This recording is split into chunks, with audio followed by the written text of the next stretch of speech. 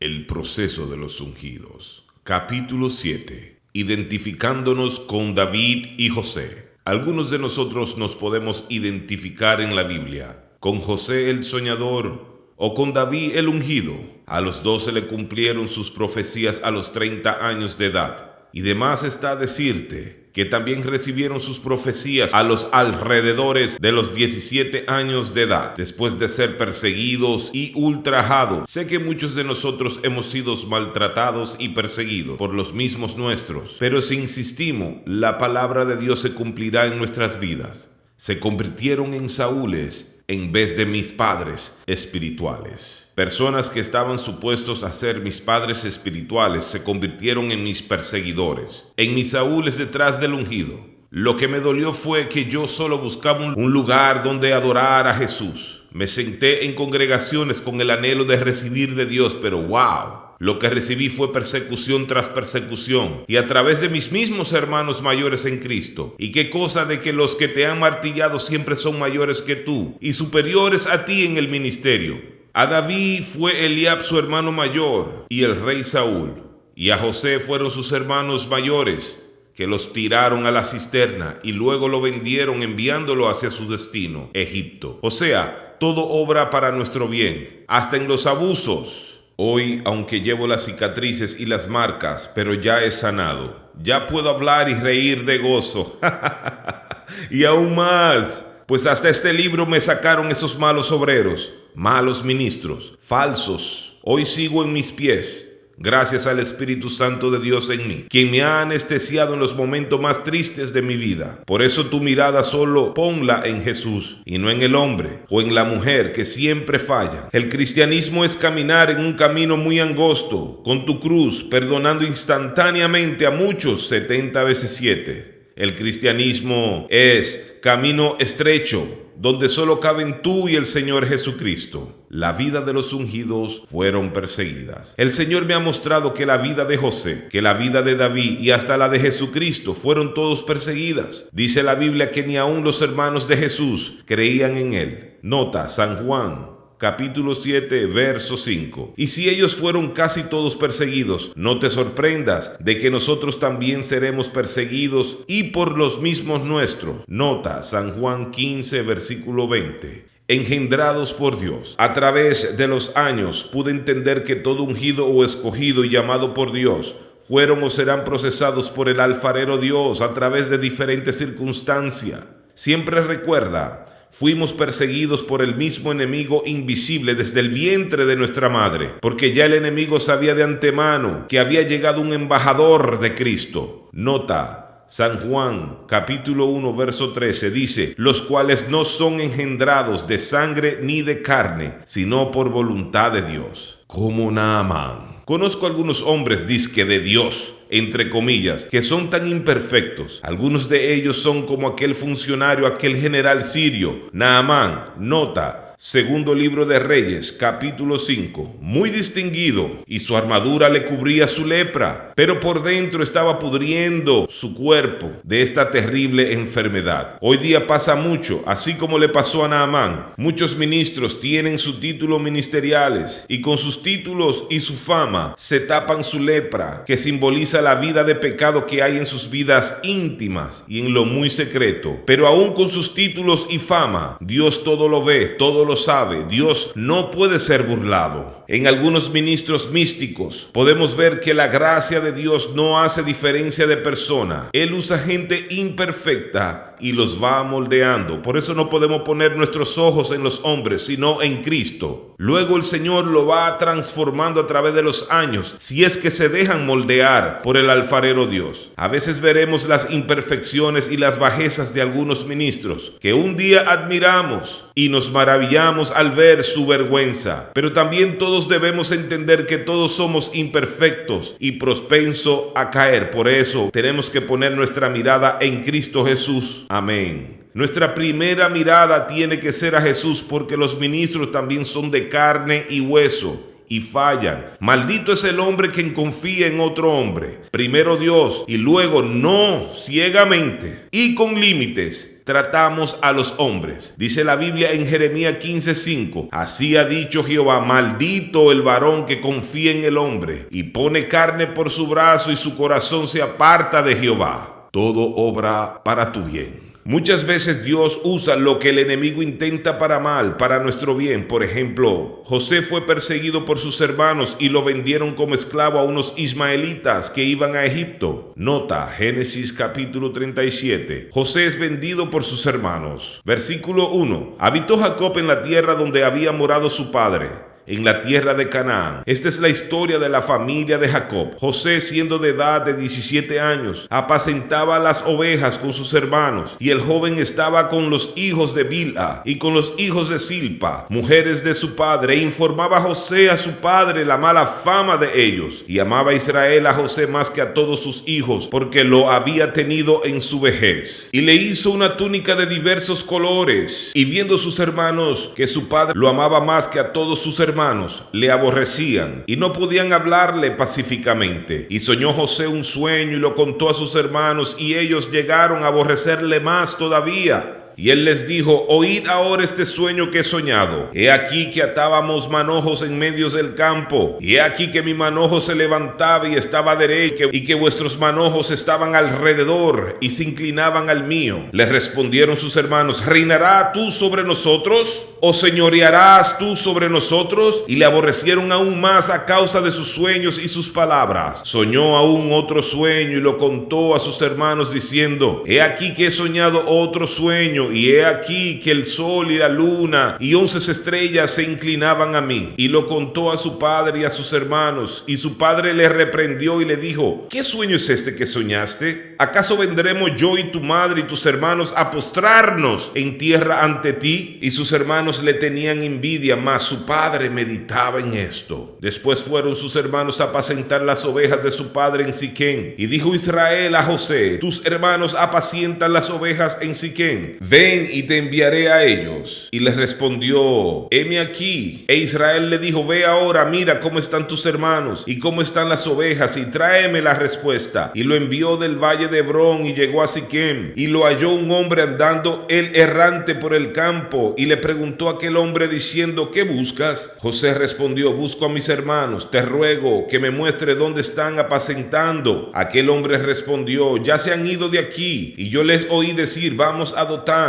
Entonces José fue tras sus hermanos y los halló en Dotán. Cuando ellos lo vieron de lejos, antes de que llegara cerca de ellos, conspiraron contra él para matarle. Y dijeron el uno al otro, he aquí viene el soñador. Ahora pues, venid y matémoslo y echémosle en una cisterna. Y diremos, alguna mala bestia lo devoró, y veremos qué será de sus sueños. Cuando Rubén oyó esto, lo libró de sus manos y dijo, no lo matemos. Y le dijo Rubén, no derraméis sangre, echadlo en esta cisterna que está en el desierto, y no pongáis mano en él por librarlo así de sus manos, para hacerlo volver a su padre. Sucedió pues que cuando llegó José a sus hermanos, ellos quitaron a José su túnica, la túnica de colores que tenía sobre sí, y le tomaron y le echaron en la cisterna, pero la cisterna estaba vacía, no había en ella agua. Y se sentaron a comer pan, y alzando los ojos miraron, y he aquí una compañía de ismaelitas que venía de Galaad, y los camellos traían aroma, bálsamo y mirra, e iban a llevarlo a Egipto. Entonces Judá dijo a sus hermanos, ¿qué provecho hay en que matemos a nuestro hermano y encubramos su muerte? Venid y vendámosles a los ismaelitas, y no sea nuestra mano sobre él, porque él es nuestro hermano, nuestra propia sangre. Y sus hermanos convinieron con él. Y cuando pasaban los madianitas mercaderes, sacaron a José de la cisterna y le trajeron arriba y le vendieron a los ismaelitas por 20 piezas de plata, y llevaron a José a Egipto. Después Rubén volvió a la cisterna y no halló a José dentro, y rasgó sus vestidos, y volvió a sus hermanos y dijo, el joven no aparece, y yo ¿a dónde iré? Entonces tomaron ellos la túnica y degollaron un cabrito de las cabras y tiñeron la túnica con sangre, y enviaron la túnica de colores y la trajeron a su padre y dijeron, esto hemos hallado, reconoced ahora si es la túnica de tu hijo o no. Y él la reconoció reconoció y dijo: la túnica de mi hijo es, alguna mala bestia lo devoró, José ha sido despedazado. Entonces Jacob rasgó sus vestidos y puso cilicio sobre sus lomos y guardó luto por su hijo muchos días. Y se levantaron todos sus hijos y todas sus hijas para consolarlo, mas él no quiso recibir consuelo y dijo: descenderé enlutado a mi hijo hasta el Seol. Y lo lloró su padre. Y los madianitas lo vendieron en Egipto a Potifar, oficial de Faraón, capitán de la guardia. Dicho sea de paso que los ismaelitas eran primos de José, pues Ismael e Isaac fueron hermanos por parte de padre. Nota Génesis capítulo 21 desde el verso 9 hasta el 13. Y vio Sara que el hijo de Agar, la egipcia, el cual ésta le había dado a luz a Abraham, se burlaba de su hijo Isaac. Por tanto dijo a Abraham: echa a esta sierva y a su hijo, porque el hijo de esta sierva no ha de heredar con Isaac mi hijo. Este dicho pareció grave en gran manera a Abraham a causa de su hijo. Entonces dijo Dios a Abraham: no te parezca grave a causa del muchacho y de tu sierva. En todo lo que te dijere Sara, oye su voz, porque en Isaac te será llamada descendencia. Y también del hijo de la sierva haré una nación, porque es tu descendiente. Génesis capítulo 37 desde el verso 26 al 28. Llevaron a José donde se cumpliría el propósito para lo que José fue predestinado por Dios. Y vemos que cada prueba y cada situación que pasó José lo fueron llevando más y más cerca a su destino en Dios. José les dice a sus hermanos, que estaban sorprendidos de verlo entronizado como un gran gobernador de Egipto, de que todo obró para bien, y aquellos sueños que les contó en su juventud, por lo cual habían aborrecido a José, se habían cumplido y se habían hecho realidad delante de sus ojos.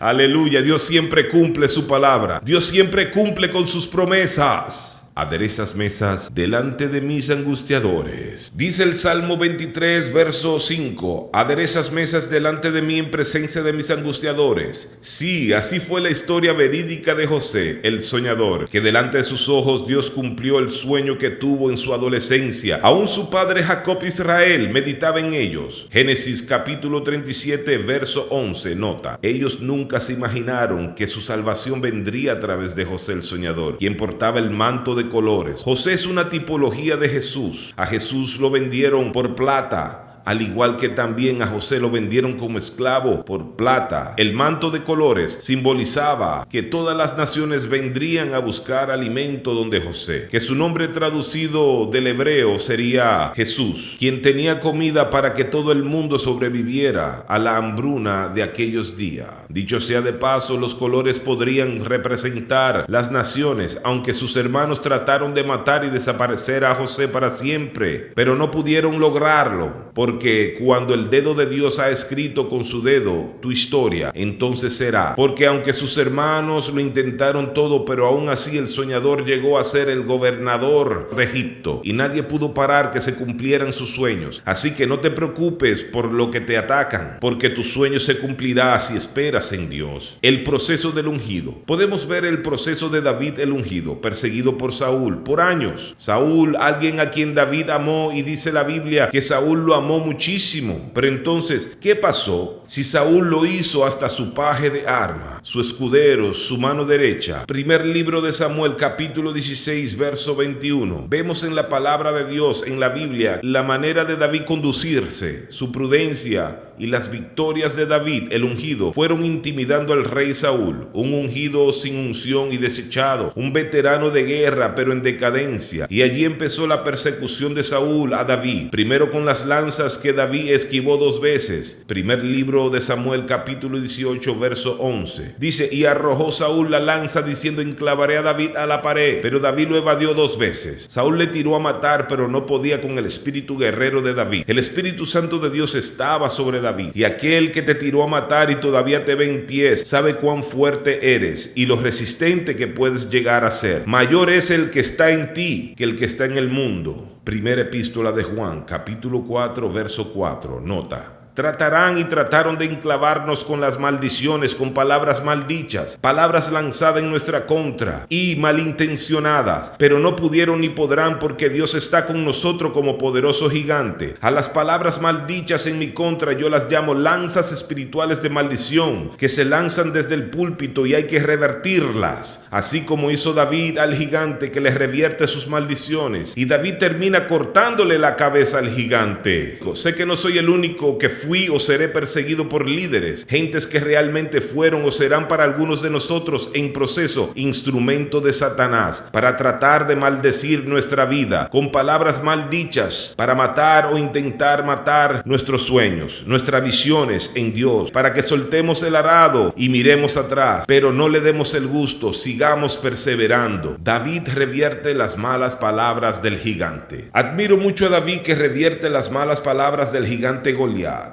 Primer libro de Samuel, capítulo 17, versos 41 al 51, dice que el filisteo venía andando y acercándose a David y su escudero delante de él. Y cuando el filisteo miró y vio a David, le tuvo en poco, porque era muchacho y rubio y de hermoso parecer. Y dijo el filisteo a David: soy yo perro para que vengas a mí con palos. Y maldijo a David por sus dioses. Dijo luego el filisteo a David: ven a mí y daré tu carne a las aves del cielo y a las bestias del campo. Entonces dijo David al filisteo: tú vienes a mí con espada y lanza y jabalina, mas yo vengo a ti en el nombre de Jehová de los ejércitos, el Dios de los escuadrones de Israel, a quien tú has provocado. Jehová te entregará hoy en mi mano, y yo te venceré y te cortaré la cabeza, y daré hoy los cuerpos de los filisteos a las aves del cielo y a las bestias de la tierra, y toda la tierra sabrá que hay Dios en Israel, y sabrá toda esta congregación que Jehová no salva con espada y con lanza, porque de Jehová es la batalla, y él os entregará en nuestras manos. Y aconteció que cuando el filisteo se levantó y echó a andar para ir al encuentro de David, David se dio prisa y corrió a la línea de batalla contra el filisteo, y metiendo David su mano en la bolsa, tomó de allí una piedra y la tiró con la honda e hirió al filisteo en la frente, y la piedra quedó clavada en la frente y cayó sobre su rostro en tierra. Así venció David al filisteo con honda y piedra, e hirió al filisteo y lo mató sin tener David espada en su mano. Y corrió David, se puso sobre el filisteo, y tomando la espada de él y sacándola de su vaina, lo acabó de matar y le cortó con ella la cabeza. Y cuando los filisteos vieron a su paladín muerto, huyeron. No te dejes intimidar. Valga la repetición, y es que David no recibió las maldiciones del gigante, sino que no les hizo caso. Se les resbalaron sus palabras maldichas y le revertió de vuelta sus maldiciones, y luego le mochó la cabezota de raíz para que no se levantase más. Lo mismo tenemos que hacer nosotros con los gigantes que quieran venir a intimidarnos, que tenemos que resistirlo y revertirles sus maldiciones. De lo contrario, seríamos nosotros los que seríamos decapitados por no contrarrestar las maldiciones. Yo especulo que si David no hubiera refutado y revertido las maldiciones del gigante Goliat, David se hubiera dejado intimidar y hubiera sido derrotado, sobreviviendo a los ataques de Jezabel. Muchos de nosotros, gracias a Dios, hemos sobrevivido a los ataques furiosos del síndrome de Saúl detrás del ungido, o de los rechazos y menosprecios a través de ministros que profesaban ser nuestros pastores, padres espirituales o mentores, e incluso posiblemente tú has sido atacado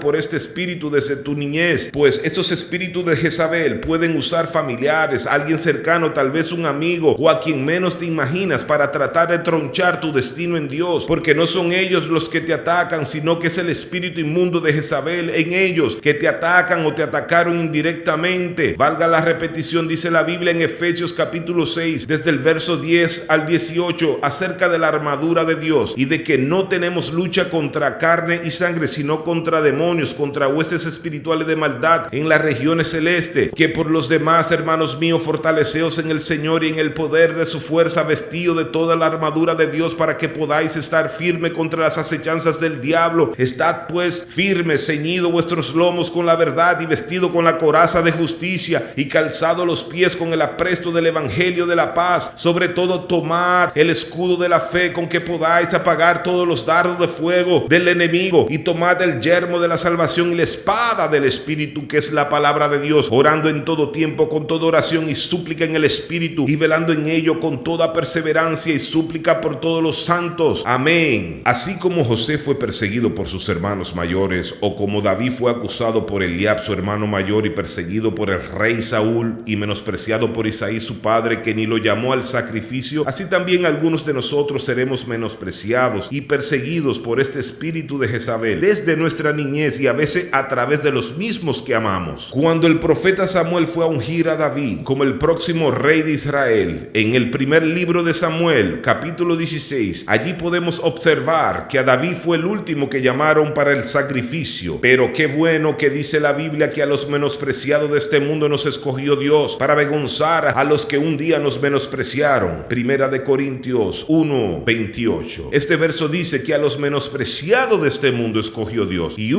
yo sé lo que es el favoritismo entre hermanos, pues soy el del medio de 3 hijos.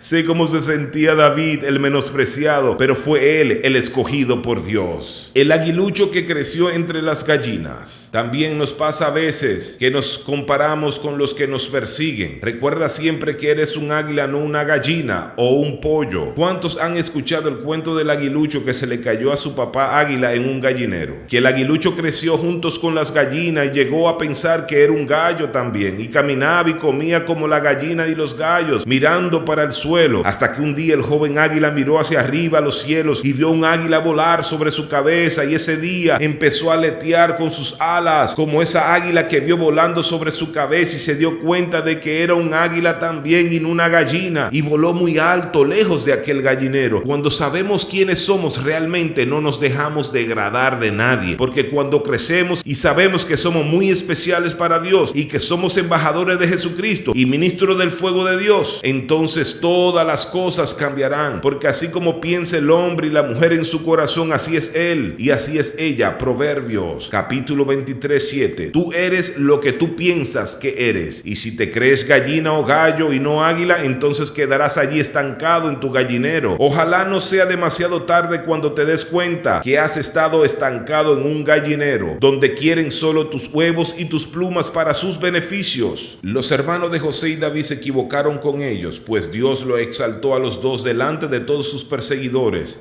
¿Quién hubiera dicho que David, el pastorcito de ovejas, llegó a ser el gran rey de Israel? Porque como dije antes, que a los rechazados y menospreciados de este mundo escogió Dios para avergonzar a los que se creen aparentemente más grandes que tú. Pero mayor es el que está en ti que el que está en el mundo. Nota 1 Juan 4:4. Dios escoge a lo que no es para que sea, y los que aparentemente no califican para que califiquen, y para que toda la gloria sea de Dios y no de los hombres. Y dice, porque tenemos este tesoro en vaso de barro, para que el poder de la excelencia sea de Dios y no de nosotros los hombres. Nota 2 de Corintios capítulo 4, desde el verso 7 al 15. El proceso me ha hecho más fuerte. Cuando veo parte de mi pasado y todo el desprecio que he tenido que perdonar desde mi infancia, puedo decir que el proceso me ha hecho más fuerte. Aunque no lo niego, sí me ha dolido el proceso de amar y aceptar al prójimo tal y como son. Es la única manera de amar sin guardar ninguna raíz de amargura. Y no lo niego que me hirieron, pero ya curé y perdono a todos aquellos que de una manera u otra me metieron los pies para que cayera. Al mal que nos hacen deberíamos aprender a pagar con el bien y voltear el otro lado de la mejilla, como dice el Señor. Y sí que es difícil perdonar cuando nos han herido, en especial a los que nos detestan sin razón alguna, porque les caemos mal o por sus caprichos estúpidos. Dice la Biblia que ascuas de fuego amontonará sobre sus cabezas, y que a mal pagadle con el bien. Nota Romanos 12, verso 20.